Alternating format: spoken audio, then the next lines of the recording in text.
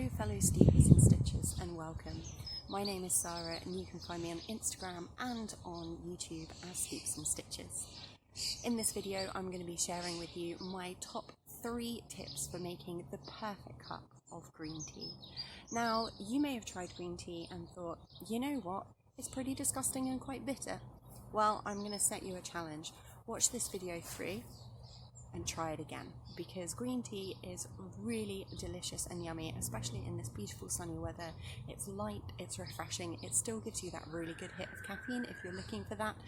And so I think there is truly a green tea out there for everybody. It's just a case of knowing what you're looking for and how to really make the most of it. That's what this video is going to be all about. So, step 1, pick your tea. Now, you might think that all green teas are the same, and that is just simply not true. There is a huge variety within the green tea sphere, and lots of people have heard of matcha, which is a powdered green tea. I did a whole video on that, so if you're interested in matcha, go back and watch that video, because I'm not going to be talking about it here. I'm going to be talking about loose leaf green tea, and I would wholeheartedly recommend that when you're picking a green tea, you pick a whole leaf tea. That doesn't mean to say you don't use a tea bag. There are lots of companies out there who are making whole leaf tea bags, and the ones that I personally really like are Teapigs and Bird and Blend. Not only is it whole leaf inside their tea bags, but their tea bags are also plastic free and biodegradable. So, good tip if you're still looking for tea bags.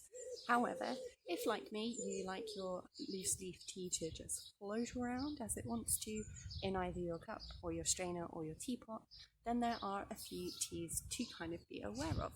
The first tea I'm going to talk about is this. This is Gyokuro green tea. This is grown in a very similar way to matcha in that it's shaded for the final 2 to 3 weeks of its growth. And what that means is that the leaves absolutely jam as much chlorophyll as they can to get as much out of what little sunlight they get through the shade. And that means that the leaves are super green, super full of chlorophyll, super full of antioxidants, and this tea gives a really light and refreshing cup. Now you may notice this is in an Old Spice jar.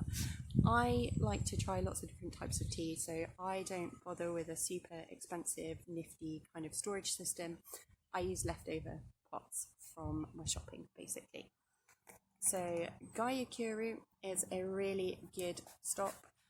It's like the premier of green teas. It's the first pick of the season. It's been shaded, it's rich, it's vibrant, and like I say, gives a really refreshing cup. Then we move on to what we typically know as sencha. And again, it's in a jar and I can't get the labels off all the time, so you know. Sencha has not been shaded, it's been grown in full sun. And that's really all sencha means. However, sencha green tea does generally tend to be the first pick of the season. Just like black tea, there are who have first flush. Green teas also have several pickings throughout the season, and sencha tends to be the first. This has slightly more of a kind of typical green tea taste than the Gyokuro, but it's still very light. Now after sencha comes the second pick, which is bancha. So bancha are the slightly older leaves, and they're slightly kind of more dull in their greenness. They're slightly less vibrant.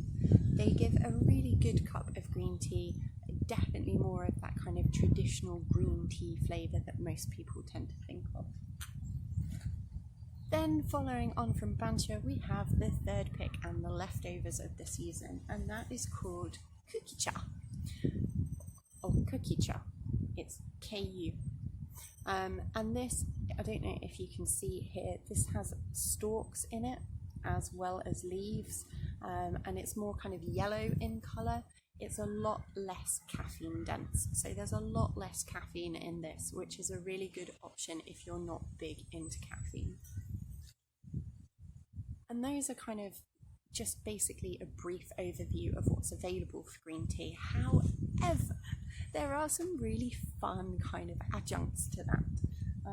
One of these is hohi tea, roasted hohi tea, which is bancha tea that's then been roasted. And look at that beautiful kind of rich brown colour, and it gives the tea of a similar colour with this amazing kind of like nutty flavour. It's like you've mixed in some hazelnuts with your green tea, so definitely worth a try. Then we have these little bad boys. These are quite fun, and I'm just having to take the label out. These are koki cha, not to be mistaken with kuki cha. This is the leftover of matcha production. So this is the leftover, the leaves that didn't make the grade for the prime kind of matcha powder are ground up with the stalks, mixed with water, and then pushed through the strainer, which kind of gives you like these weird kind of almost like little bits of green tea spaghetti. Again, this is quite low in caffeine, so it's definitely better for those who are looking for a lower caffeine cup of tea. One of my personal favourites is Genmai cha. Genmai cha is green tea that's been mixed with toasted rice and corn. This is also known as people's tea or peasant tea. And this gives such a wonderful flavour. It's kind of like toast with popcorn with tea. It's just lovely. So if you're looking for something a little bit different and a little bit out of the ordinary that isn't a typical green tea, then Genmai cha is the one for you.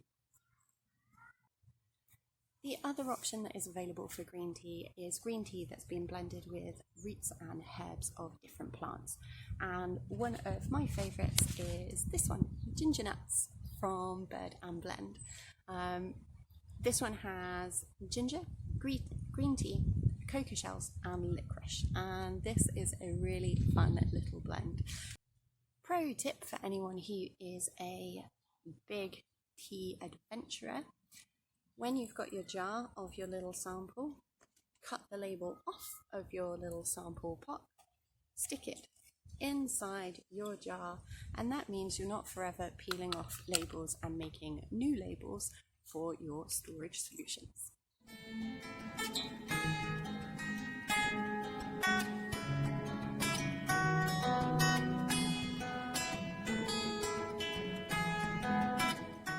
Step 2.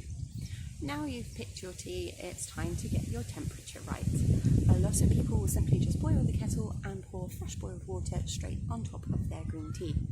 This scorches the leaves and gives that really nasty bitter taste.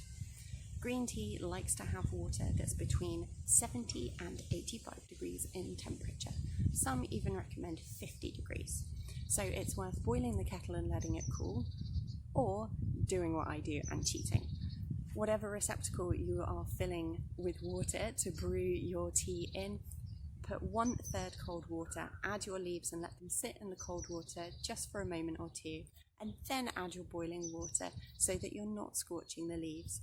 Once they've been fully immersed in that cold water, they are a little bit more protected from scorching.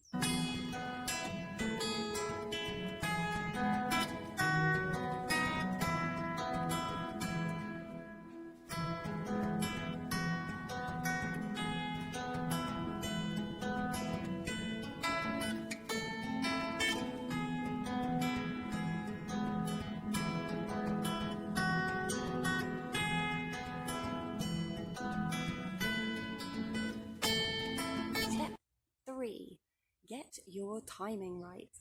Green tea does not like to brew for a long time. My personal recommendation is on your first cup, brew it for just 1 minute. Yep, just 60 seconds to get the absolute loveliest flavour out of your leaves. If you overbrew your green tea, you basically get way too many tannins in your cup and it gives you that horrible kind of bitter taste.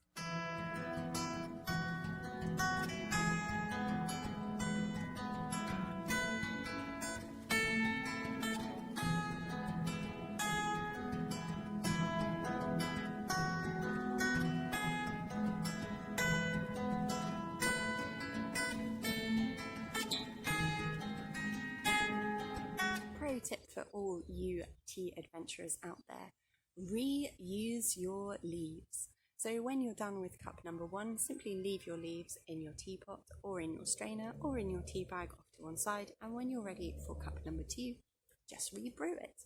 Follow the previous steps of using just the right temperature water, but what you may find is that on your second cup you leave it to brew for just a little longer. I personally generally try to get 3 cups out of each of my brews, leaving the first one for 1 minute, the second one for 2, and the third one for 3. And so there we go, the perfect cup of green tea. Just 3 simple tips. Tea, temperature, time. That's all it takes to make the perfect cuppa. Happy steeping.